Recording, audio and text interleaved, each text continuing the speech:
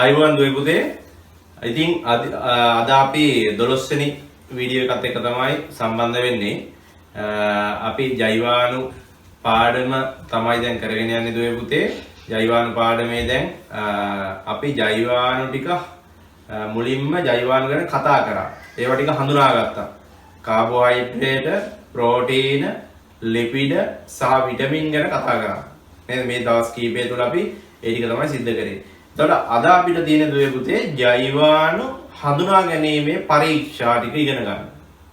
ජෛවාණු විදියට අපි දැන් හඳුනාගත්ත කාබෝහයිඩ්‍රේට, ප්‍රෝටීන, ලිපිඩ සහ විටමින්. මෙතනින් දුවේ පුතේ මම කිව්වා විටමින් හඳුනා ගැනීමේ පරීක්ෂා වලට යන්නේ නැහැ.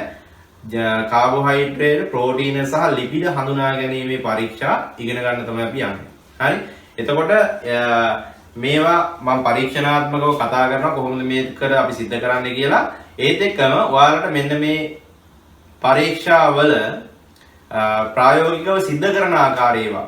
නේද? ප්‍රායෝගිකව මේ පරීක්ෂණ සිද්ධ කරන ආකාරය මම ඔයාලට වීඩියෝ එකතු කරලා තියෙනවා. මේත් එක්කම අපේ මේ වීඩියෝ එකත් එක්කම සම්බන්ධ කරලා තියෙනවා මම මේ පරීක්ෂා කොහොමද ප්‍රායෝගිකව සිද්ධ කරන්නේ කියන එක. හරි? ඉතින් ඒවත් ඔයාලට නරඹන්න පුළුවන්. එතකොට ගොඩක් ඔයාලට ඒකේ තියෙන දේවල් දැකලා ඔලුවට යනවා. ඉතින් මම ඒ නිසා තමයි දුවේ පුතේ මේවත් එකතු කරේ. ඉතින් අපි අද මේ ටික ඉගෙන ගමු. රයිට්. එතකොට මුලින්ම දුවේ පුතේ තියෙන්නේ අපිට කාබෝහයිඩ්‍රේට හඳුනා ගන්න. හරි? කාබෝහයිඩ්‍රේට හඳුනා ගන්න තියෙන්නේ.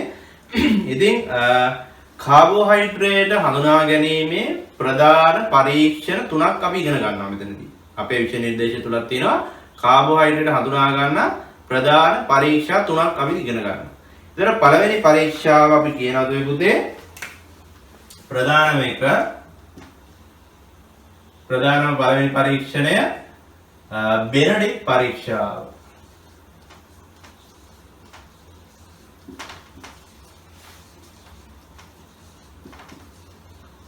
බෙනඩික් පරීක්ෂණ නැත්නම් බෙනඩික් පරීක්ෂණය කියලා අපි කියනවා. ඉතින් බෙනඩික් පරීක්ෂණය පුතේ කරන්නේ ග්ලූකෝස් හඳුනා ගන්න. එහෙම නැත්නම් සරල සීනි හඳුනා ගැනීමේ පරීක්ෂණය තමයි බෙනඩික්. මේක ඉතාමත් ප්‍රසිද්ධ පරීක්ෂණයක්. ඒතර බෙනඩික් කියන්නේ දුවේ පුතේ බෙනඩික් ප්‍රතිකාරකය කියලා කියන්නේ මේකේ තියෙන්නේ කොපර් සල්ෆේට් ද්‍රාවණයක්. එතකොට ජලීය කොපර් සල්ෆේට් ද්‍රාවණයක් ගත්තොත් දුවේ පුතේ ඔයාලට මතක ඇති මේ ද්‍රාවණය නිල් පාටයි. ඉතින් අපිට අදාළ අපි හිතමු අපි පරීක්ෂා කරන්න යන මොනවා හරි ග්ලූකෝස් ද්‍රාවණයක් තියෙනවා නම් ග්ලූකෝස් සාම්පලයක් තියෙනවා නම් ඔන්න ඔය ග්ලූකෝස් සාම්පලයට අර බෙනඩික් ද්‍රාවණයෙන් එහෙම නැත්නම් අපි කියනවා බෙනඩික් ප්‍රතිකාරකයෙන් බිඳු කීපයක් එකතු කරගන්නවා. බිඳු කීපයක් එකතු කරගෙන අපි ඒකේ වර්ණ විපර්යාසය නිරීක්ෂණය කරනවා. මොකද වෙන්නේ කියන්නේ. එතකොට දුවේ පුතේ මේ බෙනඩික් අපි දන්නවා ඒක නිල් පාටයි. එතකොට මෙන්න මේ අපි අදාළ ග්ලූකෝස් ද්‍රාවණයට මේක එකතු කරලා අපේ සාම්පලයට එකතු කරලා රත් කරාට පස්සේ හරි ඒක රත් කරාට පස්සේ ලාකොළ පැහැයක් ලැබෙනවා නම් හරි මුලින්ම අර නිල් පාට ලාකොළ පැහැයට හැරෙනවා නම් අපි කියනවා ඒකේ සීනි මද වශයෙන් තියෙන්නේ. ඒ කියන්නේ සීනි ස්වල්පයක් තියෙන්නේ. සාමාන්‍යයෙන් දුවේ පුතේ ලාකොළ පාටක් කියන්නේ සීනි ග්‍රෑම් 0.5ක් වගේ එක තියෙනවා. ඒත් එක්කම මේක ගඩොල් රතු පාටට හැරෙනවා නම් ඒ රත් කරාට පස්සේ ඒ සාම්පල් එක ගඩොල් රතු පාටට හැරෙනවා නම් අපි කියනවා මේකේ සීනි වැඩි වශයෙන් තියෙනවා. සාමාන්‍යයෙන් දුවේ පුතේ සීනි ග්‍රෑම් 2කට වඩා වැඩිපුර තියෙනවා නම් තමයි ඒකේ ඒ සාම්පල් එක ගඩොල් රතු පාටට හැරෙන්නේ. ඉතින් සාමාන්‍යයෙන් දුවේ පුතේ රුධිරයේ සීනි මට්ටම පරීක්ෂා කරන්නත් නේද විශේෂයෙන්ම අපි ස්පිරිතාලෙට ගියාට පස්සේ නේද ස්පිරිතාලේ කරන්නේ තාමත් අපි ওই පරීක්ෂාව තමයි බෙනඩික් පරීක්ෂාව නේද? ඒ කියන්නේ මූත්‍රාවල සීනි තියනවාද කියන එක ටෙස්ට් කරලා බලන්නේ මේ බෙනඩික් පරීක්ෂාවෙන්. එතකොට මේ සාම්පල් එකට බෙනඩික් ප්‍රතිකාරක එකතු කරලා රත් කරාට පස්සේ ගඩොල් රතු පහයක් එනවා නම් අපි කියනවා ඒකේ සීනි වැඩි වශයෙන් තියෙනවා. නේද? සීනි වැඩි වශයෙන් තියෙනවා. ඉතින් ඔන්න ඕක තමයි පළවෙනි පරීක්ෂාව බෙනඩික් පරීක්ෂාව. ඉතින් ඒක දුවේ පුතේ අපිට දැන් අපි ඒක ලියාගමු. ලියාගෙන ඉවර වෙලා අපි ඒකේ වීඩියෝ ක්ලිප් එකක් තියෙනවා පරීක්ෂාව කොහොමද සිද්ධ කරන්නේ කියලා ඒකත් ඔයාලට බලා ගන්න පුළුවන්. රයිට්. අපි එහෙනම් මේ බෙනඩික් පරීක්ෂාව ඉස්සෙල්ලාම ලියමු. මෙහෙම ලියන්න මුලින්ම. ලියන්න එතකොට මෙතන බෙනඩික් පරීක්ෂාවට දෙන්නේ පුතේ බෙනඩික් ද්‍රාවණයේ ඇත්තේ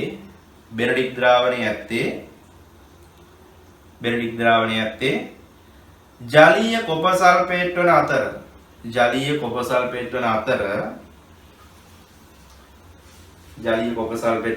ද්‍රාවණය නිල් පැහැති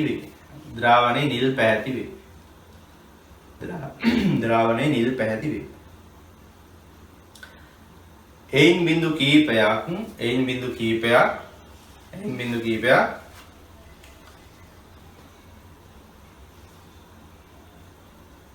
සීනි වලට එකතු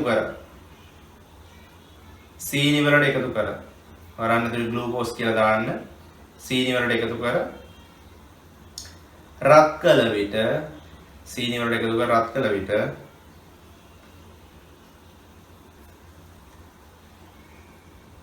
ලා කොළ පැහැයක් ලැබෙන්නේ නම්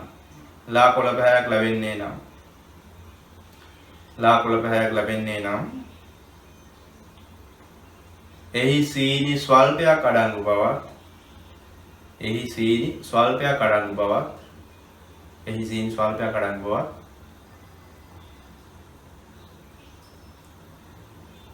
ගඩොල් රතු පැහැයක් ලැබෙන්නේ නම්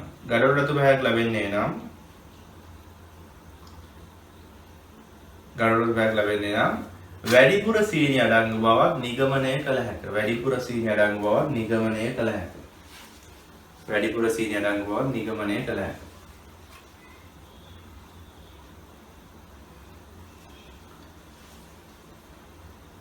අලුත් ඡේදකින් යන්න මෙහෙම මූත්‍රාවල අඩංගු ග්ලූකෝස් පරීක්ෂා කිරීමටද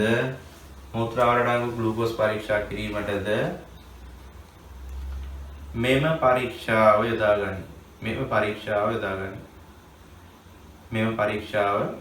ගනි.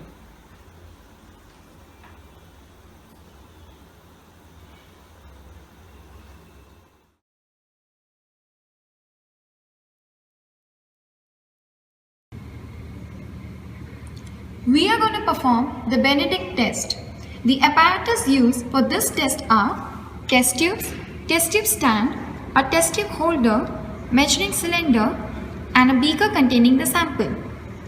The reagent used for this test is Benedict's reagent. Take a test tube and hold it firmly with a test tube holder.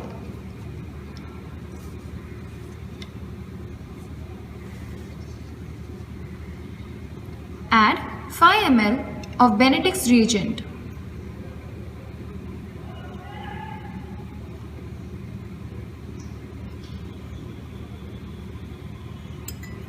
Add 8 drops of the sample.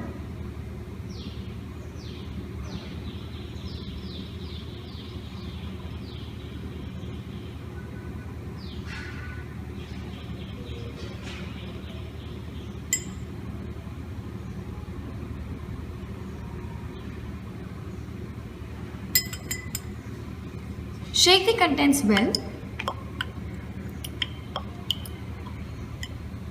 and boil it for approximately 1 minute. Shake the test tube by heating it.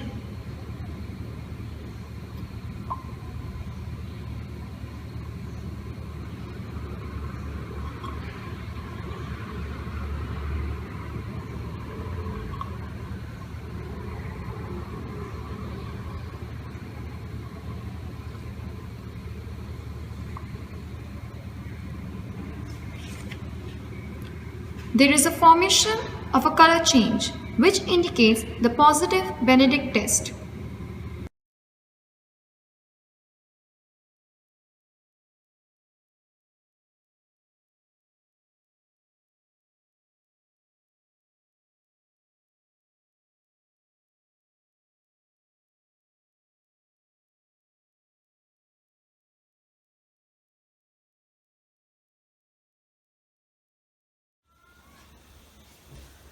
ඊළඟ පරීක්ෂාව දුවේ පුතේ අපිට තියෙන්නේ ෆේලින් පරීක්ෂාව දෙවෙනි එක.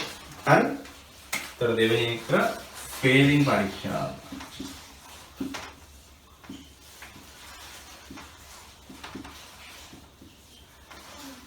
ෆේලින් පරීක්ෂාව දුවේ පුතේ මේ carbohydrate යටතේ තියෙන තවත් එක් පරීක්ෂණයක්. මේක විශේෂයෙන්ම ගන්න දුවේ පුතේ ඔක්සිහාරක සීනි හඳුනා ගන්න.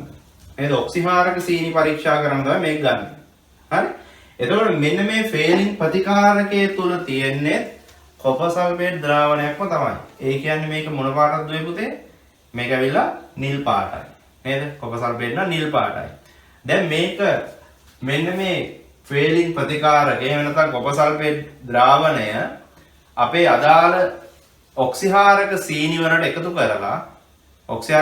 කරලා රත් කරාට පස්සේ මේකේ ගඩොල් රතු පාටක් ලැබෙනවා නම් ඒ ද්‍රාවණයේ ගඩොල් රතු පාටක් ලැබෙනවා නම් අපි කියනවා අන්නේ ද්‍රාවණයේ අන්නේ සාම්පලයේ තියෙන ඔක්සිහාරක සීනි. දැන් ඔයාලට පොඩි ප්‍රශ්නයක් තියෙනවා ඔක්සිහාරක සීනි කියන්නේ මොනවාද කියන එක. ඔක්සිහාරක සීනි කියන්නේ දුවේ පුතේ මෙහෙමයි. මෙන්න මේක මෙතනදී සුක්‍රෝස් කියන එක. සුක්‍රෝස් කියන අපේ ඩයිසැකරයිඩය මෙන්න මේ පරීක්ෂාවට පිළිතුරු දෙන්නේ නැති එක්කෙනෙක්. ඒ කියන්නේ ඔක්සිහාරක සීනි සඳහා පිළිතුරු දෙන්නේ නැහැ. හේතුව තමයි මෙන්න මේ සරලව කියන්නම් මේක. දැන් මෙන්න මේ ෆේලින් ප්‍රතිකාරකේ උත්තර දෙන්නේ දුවේ පුතේ ඇල්ඩිහයිඩ් කාණ්ඩයක් තියෙන සංයෝග වලට. ඇල්ඩිහයිඩ් කාණ්ඩයක් තියෙන සංයෝග වලට. දැන් මේක මේ උත්තර දෙන්නේ නැහැ කියන එක පැහැදිලි කරන්න අපිට මේ ප්‍රතික්‍රියාව යාන්ත්‍රණයෙන් තමයි ඒක පැහැදිලි කරන්නේ. යාන්ත්‍රණය. දැන් අපේ සිලබස් එක තුළ යාන්ත්‍රණය නේ අපිට මතක තියාගන්න විතරයි ඕන. මේකට ෆේලින් පරීක්ෂාව කරන ඔක්සිහාරක සීනි හඳුනා ගන්න. එතකොට සුක්‍රෝස් කියන එක මේකට උත්තර දෙන්නේ නැති එක්කෙනෙක් කියලා. ඇයි සුක්‍රෝස් උත්තර දෙන්නේ නැත්තේ? එතකොට සුක්‍රෝස් වල ඇල්ඩිහයිඩ් කාණ්ඩයක් නැහැ. දැන් සුක්‍රෝස් හැදිලා තියෙන දුවේ පුතේ ඔයාලා දන්නවනේ. මම ඒක පොඩ්ඩක් වරන් නිකන් අමතක දෙයක් විදිහට මතක තියාගන්න මෙහෙම පැහැදිලි කරන්න. සුක්‍රෝස් හැදිලා තියෙන්නේ ඇල්ෆා ග්ලූකෝසුයි බීටා ෆ්‍රක්ටෝසුයි නේ. මතක තියෙන්නේ බීටා ෆ්‍රක්ටෝස්. දැන් මේ ඇල්ෆා ග්ලූකෝසුයි බීටා ෆ්‍රක්ටෝසුයි එකතු වෙනකොට මෙහෙම එකක් වෙනවා නේද? ඇල්ෆා ග්ලූකෝස් වල තියෙන OH එක යටින් තියෙන්නේ. එතකොට බීටා ෆ්‍රක්ටෝස් ගත්තොත්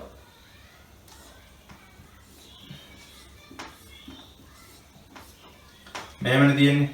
උඩින් තියෙනවා CH2OH එක. මෙහෙම ලියන්න බෑනේ නේද? අලියන CH2OH. ඒ වගේම යටින් තමයි මෙයාගේ OH එක තියෙන්නේ. එතකොට මෙන්න මෙතනනේ දුවේ පුතේ ඇල්ඩිහයිඩ් කාණ්ඩය තියෙන්නේ මෙයාගේ. මෙතන මේ OH එකනේ වැදෙන්නේ. යටනේ OH තියෙන්නේ. එතකොට මෙන්න මෙයා මේ දෙන්න තමයි මෙතන එකතු වෙන්නේ. ඇල්ඩිහයිඩ් කාණ්ඩය තියෙන්නේ මෙයාගේ මෙන්න මේ පළවෙනි කාබන් එකත් එක්ක සම්බන්ධ වෙලා තියෙන්නේ. මෙන්න මෙතන තමයි ඇල්ඩිහයිඩ් කාණ්ඩය තියෙන්නේ. COH එක.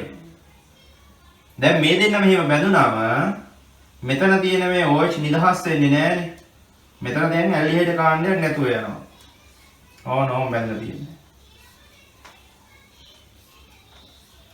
එතකොට මෙතන දැන් තියෙන මෙයාට ඇල්ඩිහයිඩ් කියන සංයෝගයක් මේකේ නැහැ. නේද? මෙතන තිබ්බ මේ ඇල්ඩිහයිඩ් කාණ්ඩය තියෙන්නේ මෙන්න මේ පළවෙනි කාබන් මත තියෙන්නේ. එතකොට මේ පළවෙනි කාබන් මත තියෙන ඇල්ඩිහයිඩ් කාණ්ඩය දැන් මේ සංයෝගයේ බැඳීම නිසා නැතුව යනවා. ඉතින් අන්න ඒක නිසා තමයි මේකට උත්තර දෙන්නේ නැත්තේ. දැන් උදාහරණයක් ගන්නකො මෝල්ටෝස් ගන්නකො. නේද? මෝල්ටෝස් වලට ඔයාලා හිතෙන්න පුළුවන් නේ. ග්ලූකෝස් අණු දෙකක් එකතු වෙන්නේ. මෙහෙම ග්ලූකෝස් අණු දෙකක් එකතු වෙනවා. දැන් ග්ලූකෝස් අණු දෙකක් එකතු වෙනකොට මෙන්න මෙතන මෙයාගේ දැන් ඇල්ඩිහයිඩ් කාණ්ඩම දෙකක් තියෙනවානේ. අයි මේ ග්ලූකෝස්කෙත් මෙතන ඇල්ඩිහයිඩ් කාණ්ඩයක් තියෙනවා. මෙයාගෙත් තියෙනවා මෙතන ඇල්ඩිහයිඩ් කාණ්ඩයක්. මේ ග්ලූකෝස් මෙතන තියෙන ඇල්ඩිහයිඩ් කාණ්ඩේ නැති වුණාට මේ මෙතන ඇල්ඩිහයිඩ් කාණ්ඩයක් තියෙනවා. ඒ කියන්නේ මෙයාලා මොකද වෙන්නේ මේකට උත්තර දෙනවද නැද්ද? මෙයාලා උත්තර දෙනවා. මොකද ඇල්ඩිහයිඩ් කාණ්ඩයක් මේකේ තියෙනවා එකක්. එහෙනම් හොඳට මතක තියාගන්න දුවේ පුතේ. මේක අමතක දෙන්නුමට මේ ෆේලින් පරීක්ෂාව එහෙම නැත්නම් ඔක්සිහාරක සීනි හඳුනා ගැනීමේ පරීක්ෂාව උත්තර දෙන්නේ ඇල්ඩිහයිඩ් කාණ්ඩයක් තියෙන සංයෝග වලට විශේෂයෙන්. ඉතින් මේ සුක්‍රෝස් කියන කෙනා උත්තර දෙන්නේ නෑ ඒ සඳහා. ඔන්න යාන්ත්‍රයෙන් මම ඔයාලට දල වශයෙන් මම කිව්වා. හරි? ඇල්ඩිහයිඩ් කාණ්ඩ තියෙන සංයෝග විතරයි මේ ඔක්සිහාරක සීනි පරීක්ෂාවට උත්තර දෙන්නේ. හරි? හොඳයි දුවේ පුතේ එහෙනම් මේ සම්බන්ධව අපිත් එහෙනම් දැන් ලියාගමු. මොකද්ද දැන් මම කිව්වේ මේකේ? නිල් පාට මොන පාටක් වෙනවා කියලාද කිව්වේ? නිල් පාට ගඩොල් රතු පහයක් පත් වෙනවා. ගඩොල් රතු පැහැයක් බවට පත් වෙනවා. right කියන්නේ එහෙනම් මෙහෙම ෆේලින් ප්‍රතිකාරකය තුලද ඇත්තේ ෆේලින් ප්‍රතිකාරකය තුලද ඇත්තේ ෆේලින් ප්‍රතිකාරකය තුලද ඇත්තේ ෆේලින් ප්‍රතිකාරකය තුලද ඇත්තේ ජලීය කොපර් සල්ෆේට් ද්‍රාවණයක් කිය. ජලීය කොපර් සල්ෆේට් ද්‍රාවණයක් කිය. එබැවින්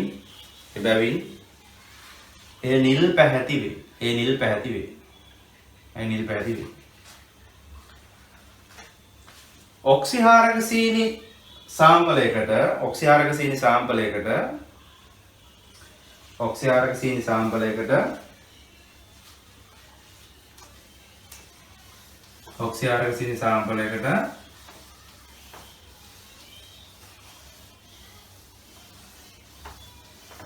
ෆේලින් ප්‍රතිකාරක එකතු කළ ෆේලින් ප්‍රතිකාරක එකතු කොට රත් කළ විට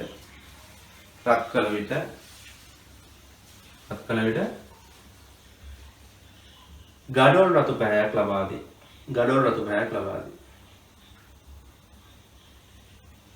වෙනවා ලියන්න ඊට පස්සේ සුක්‍රෝස් ෆේලින් පරීක්ෂාවට පිළිතුරු නොදේ.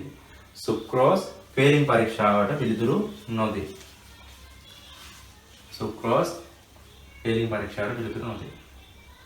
right. දැන් බලන්න දුවේ පුතේ මේ සම්බන්ධව මම එකතු කරලා තියෙන වීඩියෝ එක.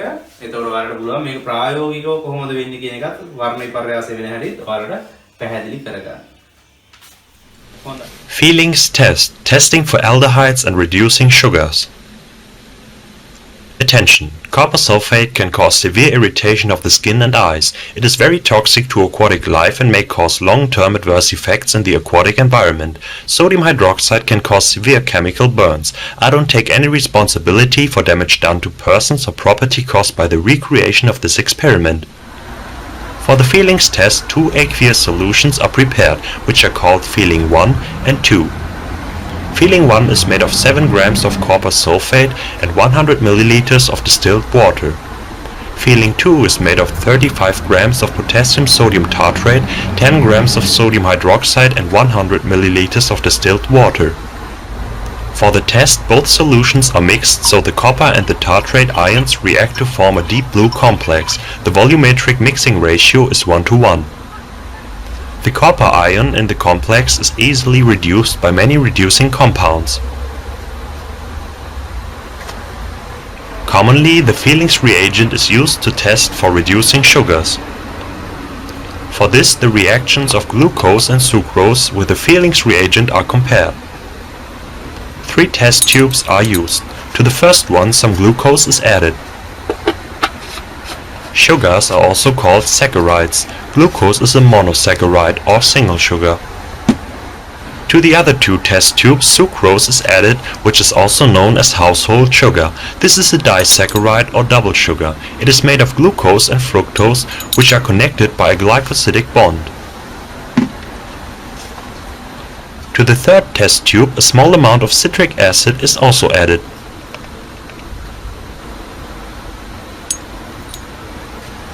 Then all samples are dissolved in some distilled water. Next, a beaker is filled with boiling hot water and the test tube containing the sucrose and citric acid is heated for a minimum of 2 to 3 minutes. Then the sample can be removed from the water bath. When it has cooled down, the feelings reagent is added.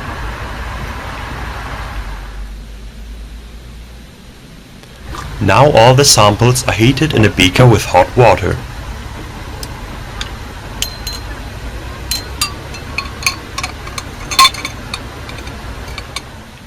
A positive result is indicated by a precipitate of copper 1 oxide that can exhibit different colors.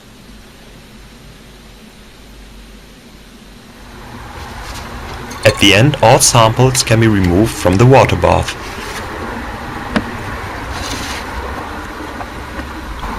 Glucose gives a positive result because it has an aldehyde group in its open chain form.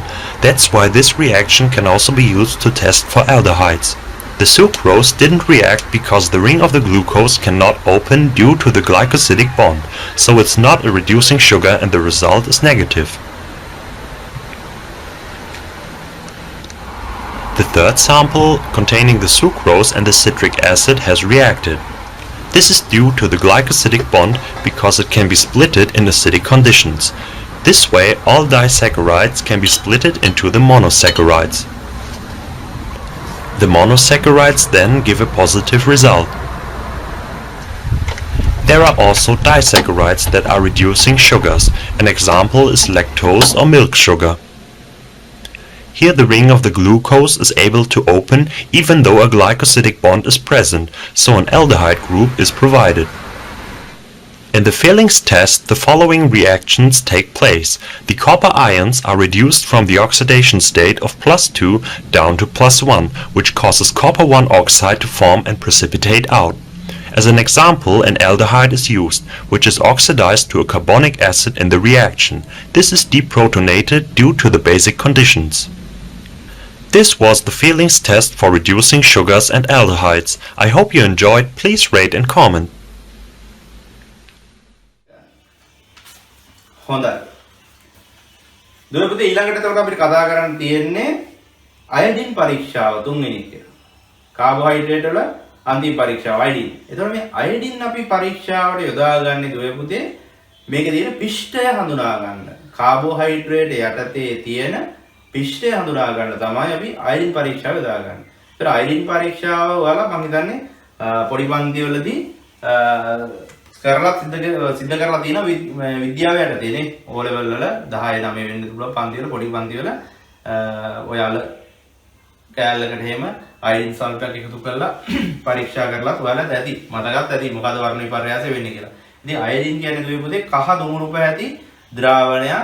ඉතින් මේක පිෂ්ඨය සාම්පලයකට එකතු කරොත් නේද පිෂ්ඨය සාම්පලයකට එකතු කරොත් ඕක වෙනවා තද දම් පැහැයක් වෙනවා. ඒකට සාමාන්‍ය කළු පැහැයට උරු දම් පැහැයක් තමයි තියෙන්නේ. ඊටමත් තද දම් පැහැයක් එහෙම නැත්නම් තද නිල් පැහැයක් වෙන්නත් පුළුවන්. හරි ගොඩක් වෙලාවට කළු පැහැයට උරු දම් පැහැයක් තමයි පුතේ ලැබෙන්නේ. හරි ඕක තමයි නම් වර්ණ විපර්යාසය වෙන්නේ. ඒතර මේ පරීක්ෂා සියලුම වල ඔයාලා වර්ණ විපර්යාසය දැනගෙන තියෙන්න ඕන. ආරම්භක වර්ණය මොකද්ද? අවසාන වර්ණය මොකද්ද? වෙනස් වෙන්නේ මොකක් බවටද? එන්න එක වැදගත් වෙනවා. හරි? රයිට් එහෙනම් අයිඩෙන්ටි පරීක්ෂාවක් මෙහෙම ලියා ගමු. මේ පිෂ්ඨය හඳුනා ගැනීමට යොදාගනි. පිෂ්ඨය හඳුනා ගැනීමට යොදාගනි. මේ පිෂ්ඨය හඳුනා ගැනීමට යොදාගනි. කහ දුමුරු පැහැති අයඩීන්, කහ දුමුරු පැහැති අයඩීන්, කහ දුමුරු පැහැති අයඩීන්, කහ දුමුරු පැහැති අයඩීන් පිෂ්ඨය ද්‍රාවණයකට සාම්පලයකට පිෂ්ඨය සාම්පලයකට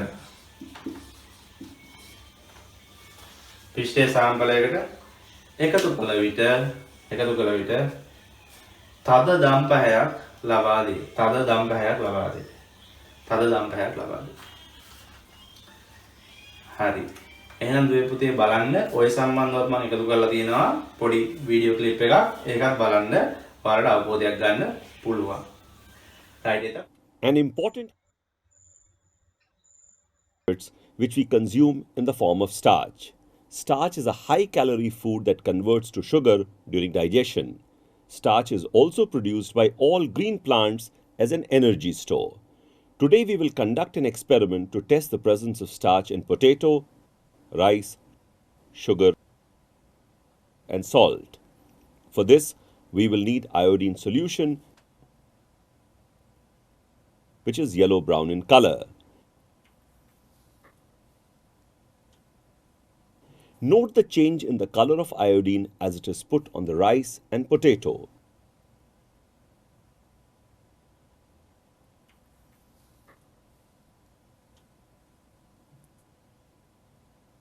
Both turn the iodine blue-black.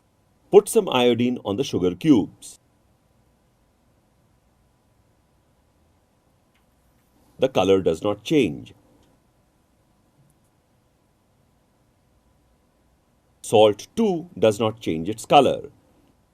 This proves that sugar and salt do not contain starch, while the starch in rice and potato reacts with iodine to form a blue-black compound. Now the reaction is because the blue-black color is basically the formation of polyiodide chains from the reaction of starch and iodine. Right, එතකොට අපි මේ කතා කරේ carbohydrate හඳුනා ගැනීම පරීක්ෂා 3ක්. හැබැයි පරීක්ෂණ 3ක් වුණාට පරීක්ෂා 3ක් වුණාට මේවා තුන් වර්ගයක්. කාබෝහයිඩ්‍රේට් වලම තියෙන ආකාර 3ක් හඳුනා ගන්න තමයි භාවිතා කරන්නේ. බෙනඩික් පරීක්ෂාව සිද්ධ කරන්නේ දුවේ පුතේ ග්ලූකෝස් හඳුනා ගන්න. සරල සීනි. ෆේරින් පරීක්ෂාව සිද්ධ කරන්නේ ඔක්සිආරක සීනි හඳුනා ගන්න. අයනින් පරීක්ෂාව සිද්ධ කරන්නේ පිෂ්ඨය හඳුනා ගන්න. right. ඊළඟට අපි දැන් යනවා මේකේ ඊළඟ ජෛවාණු හඳුනා ගන්න ප්‍රෝටීන හඳුනා ගන්න. ප්‍රෝටීන හඳුනා ගන්න දුවේ පුතේ පරීක්ෂා 3ක් තියෙනවා. හැබැයි ඔයාලගේ විෂය නිර්දේශය තුල එක පරීක්ෂාවක් තියෙන සම්මත එකක් විදිහට මම තව අමතර දෙකක් ඔයාලට කියලා දෙන්නම්. එකක් මතක තියාගන්න. හරි. අපි යම් ප්‍රධාන පරීක්ෂාවට ප්‍රෝටීන් හඳුනා ගන්න තියෙන අපි කියනවා මේ පරීක්ෂාවට බයුරේට් පරීක්ෂාව. බයුරේට් පරීක්ෂාව කියලා කියනවා. බයුරේට් පරීක්ෂාව මේක දාලා තියෙනවා. ඒතර බයුරේට් පරීක්ෂාව දුවේ පුතේ මේ බයුරේට් ප්‍රතිකාරකය. බයුරේට් ප්‍රතිකාරකයේ තියෙන්නේ කොපර් සල්ෆේට් ද්‍රාවණයක්මයි. ඒ කියන්නේ මේක ආරම්භයේ නිල් පාටයි. නිල් පාටයි. මොකද්ද මෙතන තියෙන වෙනස? මේ ප්‍රෝටීන ද්‍රාවණයකට බයුරේට් ප්‍රතිකාරකය කියන එක එකතු කරනවා නම් එහෙම නැත්නම් කොපර් සල්ෆේට් එකතු කරනවා නම් අපි මේ ද්‍රාවණය එහෙම නැත්නම් ප්‍රෝටීන සාම්පලය භාෂ්මික කරලා තමයි එකතු කරන්නේ. භාෂ්මිකයි කියන්නේ භස්මයක් එකතු කරනවා. මොනවාද භස්ම? සෝඩියම් හයිඩ්‍රොක්සයිඩ් වෙන්න පුළුවන්, පොටෑසියම් හයිඩ්‍රොක්සයිඩ් වෙන්න පුළුවන්. භස්මයක් එකතු කරලා තමයි කොපර් සල්ෆේට් එකතු කරන්නේ. ඔන්න ඕක තමයි තියෙන වෙනස. එතන මෙහෙම කියන්න පුළුවන්. ප්‍රෝටීන ද්‍රාවණයකට කොපර් සල්ෆේට් සමග සෝඩියම් හයිඩ්‍රොක්සයිඩ් එකතු කරනවා. එහෙම නැත්නම් ප්‍රෝටීන ද්‍රාවණයක් භාෂ්මික කර ඒකට කොපර් සල්ෆේට් එකතු කරනවා. නේද? ඉතින් මේ දෙකෙන්ම සිද්ධ කරන්නේ ඉස්සෙල්ලා මොන හරි භාෂ්මයක් එකතු කරනවා කියන්නේ කෙලින්ම භාෂ්මික කරනවා කියන එක. එහෙනම් මේ සිද්ධ කරන්නේ බයුරේට් පරීක්ෂාව කියන එක ඔයාලගේ ඔළුවට ටක් ගාලා එන්න ඕන. හරි? එහෙනම් ප්‍රෝටීන ද්‍රාවණයක් භාෂ්මික කරලා අපි එකතු කරනවා මේකට කොපර් සල්ෆේට් ද්‍රාවණයක්. එහෙනම් ආරම්භයේ නිල් පාටයි. දැන් මේකේ වර්ණය වෙනස් වෙනවා දුවේ පුතේ දම් පැහැය බවට. හරි? බයුරේට් පරීක්ෂාවේදී වර්ණ විපර්යාසය ගත්තොත් නිල් පාට නේද? දම් පාටටපත් වෙනවා. දම්. මේක බයුරේට් පරීක්ෂාවේ සිද්ධ වෙන්නේ. ඉතින් අපි කියනවා නම් මෙන්න මේ වර්ණ විපර්යාසයක් වෙනවා නම් ඒකේ තියෙන්නේ ප්‍රෝටීන. නේද? මේකේ තියෙන්නේ ප්‍රෝටීන. හරි. මෙහෙම ලියන්නේ නම් ප්‍රෝටීන ද්‍රාවණය භාෂ්මික කර ප්‍රෝටීන ද්‍රාවණයක් භාෂ්මික කර එයට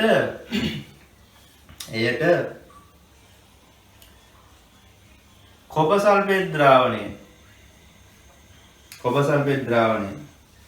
බිඳු කීපයක් එකතු කළ විට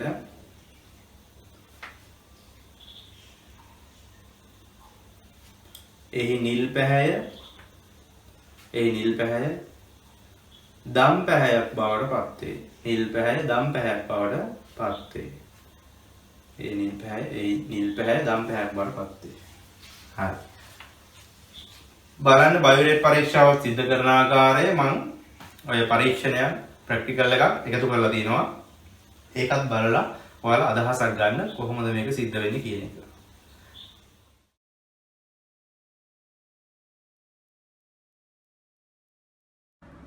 We will add 2 cm cube of egg white solution into a test tube. We will use the dropper to measure 2 cm cube of egg white solution. Then, we will add 2 cm cube of sodium hydroxide solution to the same test tube. Similarly, we will use a dropper to measure 2 cm cube of sodium hydroxide solution.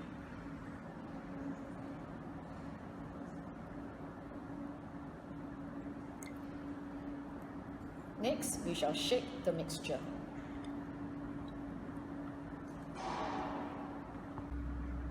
We will add 1% copper sulfate solution, drop by drop, into the test tube. Remember to shake the test tube after each drop. We will observe the color change.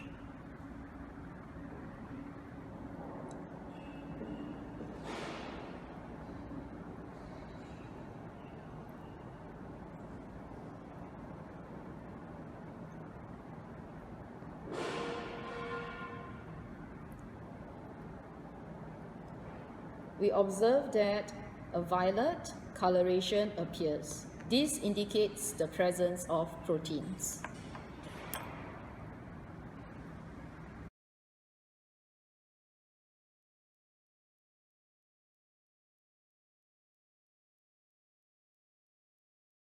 හරි. ඊළඟට දුවපතේ අපිට තියෙන්නේ ඊළඟ පරීක්ෂාව අපි කියනවා මිලන් පරීක්ෂාව. Protein හඳුනා ගන්න තියෙන දෙවෙනි පරීක්ෂාව. හැබැයි මේක විෂය නිර්දේශය තුල නෑ මතක තියාගන්න මිලන් පරීක්ෂාව. එතන මිලන් පරීක්ෂාවේදී මිලන් පරීක්ෂාවේ අපි එකතු කරන්නේ දුවපතේ ප්‍රෝටීන ද්‍රාවණයකට එකතු කරන්නේ HgNO3. මොකද්ද මේ HgNO3? HgNO3 Hg කියන්නේ රසදිය mercury nitrate නේද mercury nitrate HgNO3 මෙන්න මේ ප්‍රෝටීන ද්‍රාවණයකට HgNO3 එකතු කරාට පස්සේ මෙන්න මේකේ ලැබෙනවා දුවේ පුතේ සුදු පාට අවක්ෂේපයක් ලැබෙනවා ඒ වගේම තමයි මේ එකතු කරායින් පස්සේ මේ HgNO3 ප්‍රෝටීන ද්‍රාවණයකට මේක රත් කරනවා. රත් කරනකොට මේක ලැබෙනවා රතු පැහැති අවක්ෂේපයක්. ඒ කියන්නේ මෙන්න මේ වගේ සුදු පාට අවක්ෂේපයක් ලැබෙනවා කියන්නේ ඒකේ තියෙන ප්‍රෝටීන. රත් කරාට පස්සේ රතු පැහැයක් ලැබෙනවා කියන්නේ ඒකේ තියෙන අනිවාර්යයෙන්ම ප්‍රෝටීන. හරි ඔක තමයි මිලන් පරීක්ෂාව. right. ලියන්නේ නම් මෙහෙම ප්‍රෝටීන ද්‍රාවණයකට මිලන් ප්‍රතිකාරකය මිලන් ඔකේ තියෙනවා නේද නෝට් එකේ මිලන් ප්‍රතිකාරකය එකතු කළ විට මිලන් ප්‍රතිකාරකේ වරහන් ඇතුළේ දාන්න HgNO3 කියන එක HgNO3 mercury nitrate මිලන් ප්‍රතිකාරකේ එකතු කළ විට සුදු පැහැති අවක්ෂේපයකුත් රත්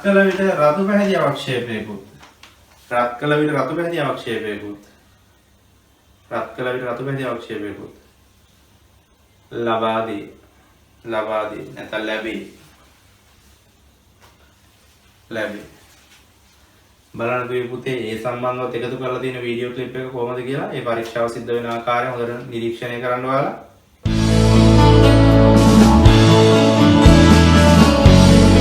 To test the presence of hydroxyl phenyl group in the sample, perform Millen's test. Take 3 ml of protein solution in a test tube.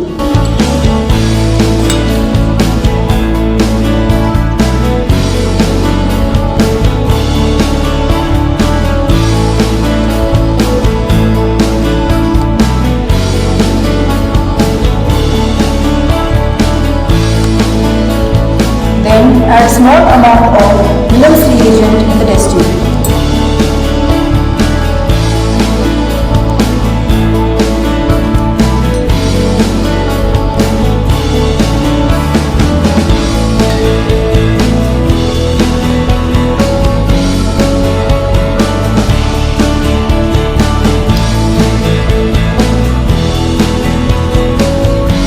Then boil the solution for 1 minute.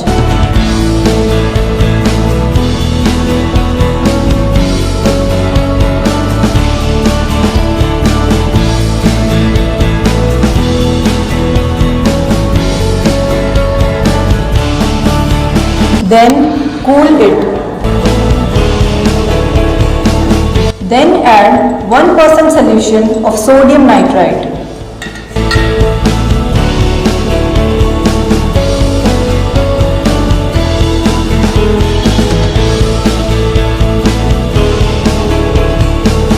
And warm gently.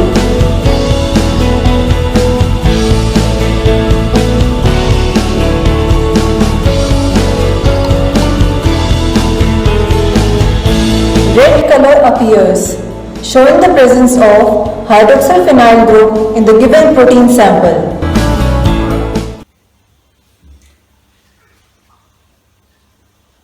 හරි. ඊළඟ එක ප්‍රෝටීන පරීක්ෂාවේදී නම් දී මේක කියනවා අපි කියනවා ස්ත්‍රැන්ත ප්‍රෝටීන පරීක්ෂාව. බලන්න. ස්ත්‍රැන්ත ප්‍රෝටීන ස්ත්‍රැන්ත ප්‍රෝටීන පරීක්ෂාව. ස්ත්‍රැන්ත ප්‍රෝටීන පරීක්ෂාව කියලා අපි කියනවා මේක. ඒතර මේ ස්ත්‍රැන්ත ප්‍රෝටීන පරීක්ෂාවේදී අපි කරන්නේ දුවේ පුතේ මේකට එකතු කරනවා සාන්ද්‍ර නයිට්‍රික් අම්ලය. නේද? ප්‍රබල අම්ලයක්. සාන්ද්‍ර නයිට්‍රික් අම්ලය තමයි අපි ප්‍රෝටීන ද්‍රාවණයකට එකතු කරන්නේ. ඒතර ප්‍රෝටීන ද්‍රාවණයකට සාන්ද්‍ර නයිට්‍රික් අම්ලය එකතු කරාට පස්සේ ලැබෙනවා මේකේ කහ පැහැති අවක්ෂේපයක්. කහ පැහැති අවක්ෂේපයක් ලැබෙනවා. කහ පැහැති අවක්ෂේපයක් ලැබෙනවා කියන්නේ මේකේ තියෙන්නේ ප්‍රෝටීන. නේද? මේකේ තියෙන්නේ ප්‍රෝටීන තමයි තියෙන්නේ. හරි? එහෙනම් ප්‍රෝටීන ද්‍රාවණයකට එකතු කරන්නේ සාන්ද්‍ර නයිට්‍රික් අම්ලය HNO3 නේද? නයිට්‍රික් අම්ලය ඔයාලා දන්නවා සූත්‍රේ. අපි ඊට කලින් හම්බුලා තියෙනවා නයිට්‍රික් නේද? HNO3 සාන්ද්‍ර නයිට්‍රික් අම්ලය එකතු කරනවා. එහෙනම් එකතු කරාට පස්සේ ලැබෙනවා කහ පැහැති අවක්ෂේපයක්. ඒ වගේම තමයි මේ සඳහා දැන් සාන්ද්‍ර නයිට්‍රික් අම්ලය නැත්තම් ලැබ් එකේ. නේද? පරීක්ෂාගාරයේ සාන්ද්‍ර නයිට්‍රික් අම්ලය නැත්තම් තනුක එක ගන්න පුළුවන්. තනුක එක කියන්නේ සාන්ද්‍රයකට වඩා ටිකක් සැර අඩු එක. තනුක කරලා තියෙන්නේ ජලය එකතු කරලා තියෙන්නේ. ඒ තනුක නයිට්‍රික් අම්ලය එකතු කරනවා නම් අනිවාර්යයෙන්ම මේ පරීක්ෂාව සිද්ධ කරන්නේ ද්‍රාවණය රත් කරන්න අවශ්‍යයි. ද්‍රාවණය රත් කරන්න අවශ්‍යයි. එතකොට තමයි නිවැරදිව වර්ණ විපර්යාස වෙන්නේ. හරි? එහෙනම් දෙවිපුතේ ඒකත් ලියාගමු. ලියන්න ප්‍රෝටීන ද්‍රාවණයකට සාන්ද්‍ර නයිට්‍රික් අම්ලය එකතු කොට සාන්ද්‍ර නයිට්‍රික් අම්ලය එකතු කළ විට කහ පැහැති අවක්ෂේපයක් ලබා දේ. කහ පැහැති අවක්ෂේපයක් ලබා දේ. එසේම තනුක නයිට්‍රික් අම්ලය එකතු කරන්නේ නම්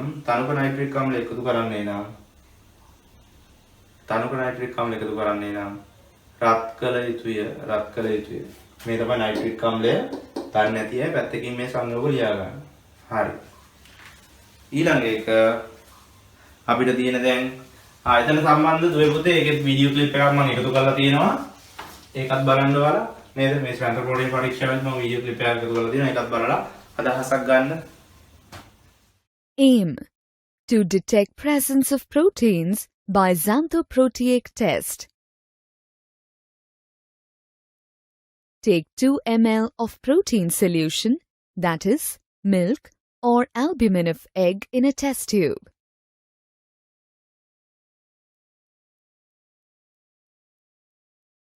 Add 1 ml of concentrated HNO3 solution.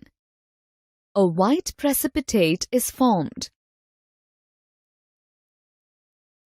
Boil the solution and the color changes to yellow.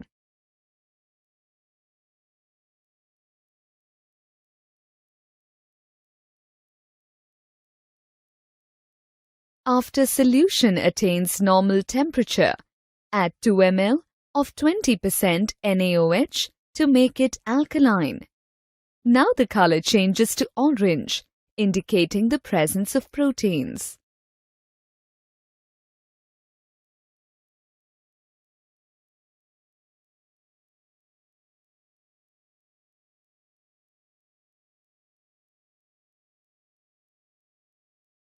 එතකොට මේකෙදි වෙන්නේ දුවේ පුතේ ලිපිඩ සාම්පලයක් අරගෙන අපි ওই ලිපිඩ සාම්පලයට දානවා සුඩෑන් 3 ප්‍රතිකාරකය.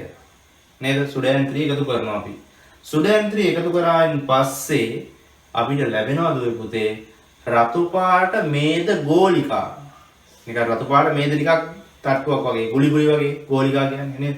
එහෙම නැත්නම් ටිකක් රෝස පැහැයට උරු වෙන්නත් පුළුවන්. තද රෝස පැහැයක් වෙන්නත් පුළුවන්. නේද? රතු පැහැති මේද ගෝලිකා එහෙම නැත්නම් රෝස පැහැති මේද ගෝලිකා ලැබෙනවා කියන්නේ මේකේ අනිවාර්යයෙන්ම තියෙන ලිපිඩ නිසා තමයි අර මේද ගෝලිකා ලැබෙන්නේ. හරි? රයිට්. ලියන්නේ නම් මෙහෙම ලිපිඩ ද්‍රාවණයකට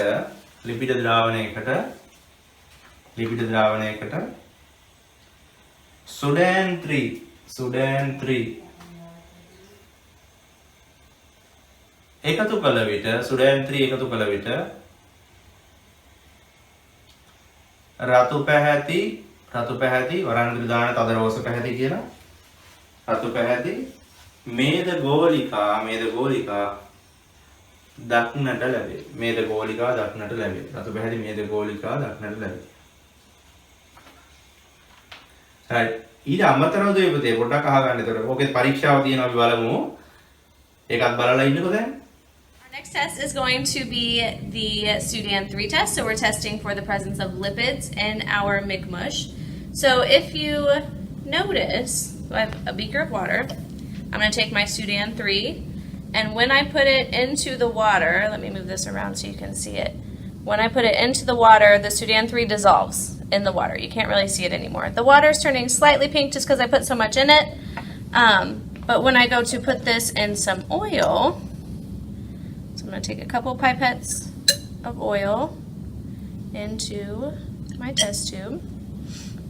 When I put the Sudan 3 into the oil, it stays on top and it will eventually slowly dissolve through. You can kind of see it starting to dissolve in there, but it stays pink. So we're going to see what happens when we do the same test with our McMush. So I'm going to take a couple pipettes of my McMush here.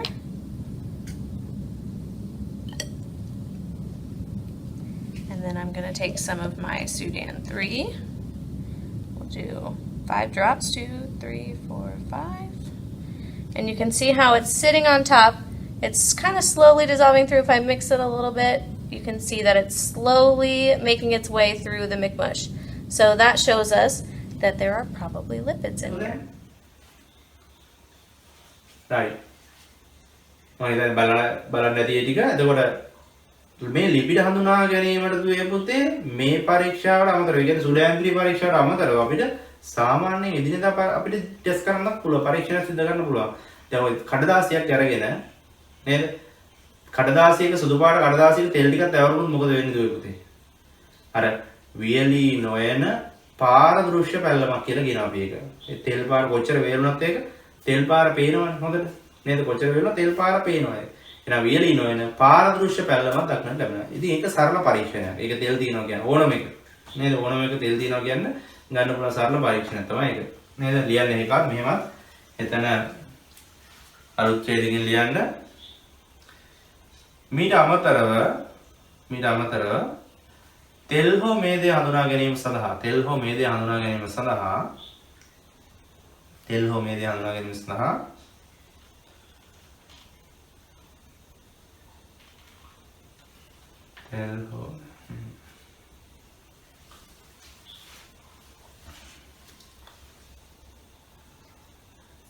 දැන් තොර මෙහෙම දුවේ පුතේ අලුත් ඡේදකින් ලියන්න. මීට අමතරව තෙල් හෝ මේද කඩදාසියක තැවරුණු විට වියලි නොයන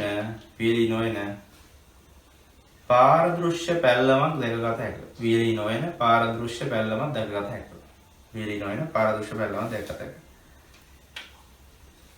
හරි. ඉතින් ඔන්න ඔය ටික තමයි දුවේ පුතේ හඳුනා ගන්න තියෙන පරීක්ෂා ටික.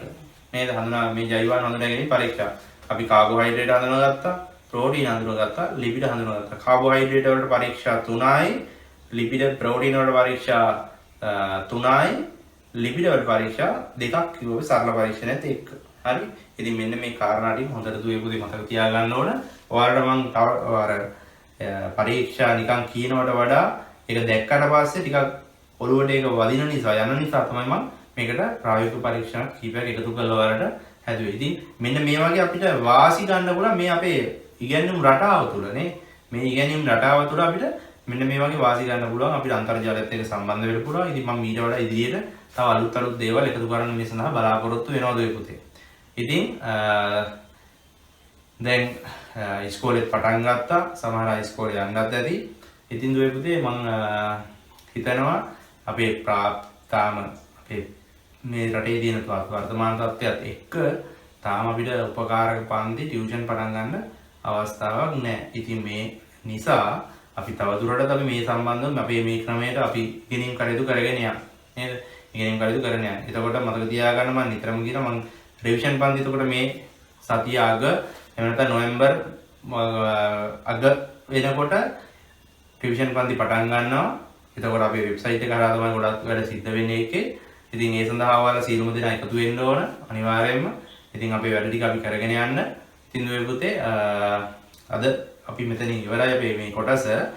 දැන් තියෙන ඊළඟටම ජෛවාණු වල වැදගත්කම හොයන්න ලියන්න ඒවා හඳුනා ගන්න මොනවාද කාර්මිකව වැදගත් වෙන්නේ නේද අපේ පදදියට වැදගත් වෙන්නේ කොහොමද මේවා. ඉතින් ඒක නිසා ඒවා ගැන කතා කරමු අපි ඊළඟ අවස්ථාවේ. ඒක මම මෙහෙම වැඩක් තමයි කරන්න බලාපොරොත්තු වෙන්නේ දුවේ පුතේ. ඔයාලට මම එවන්න බලාපොරොත්තු වෙනවා ඒ සම්බන්ධව PDF කරපු නෝට් එකක් නේද. නෝට් එක PDF නෝට් එකක් එවන්න බලාපොරොත්තු වෙනවා. එතකොට සියලුම දෙනා ඒකත් එක්ක තමයි සම්බන්ධ වෙන්න ඕනේ. ඒක පෙරලාගෙන වීඩියෝ එකත් එක්ක සම්බන්ධ වෙන්න ඕන. එතකොට මම විස්තර කරලා දෙනවා ඒවා කොහොමද වෙන්නේ කියන එක. හරි දුවේ පුතේ. එහෙනම් අපි නැවත ඊළඟ දවසේ හමු වන තෙක් ඔබට සුබ දවසක්. ආයුබෝවන්.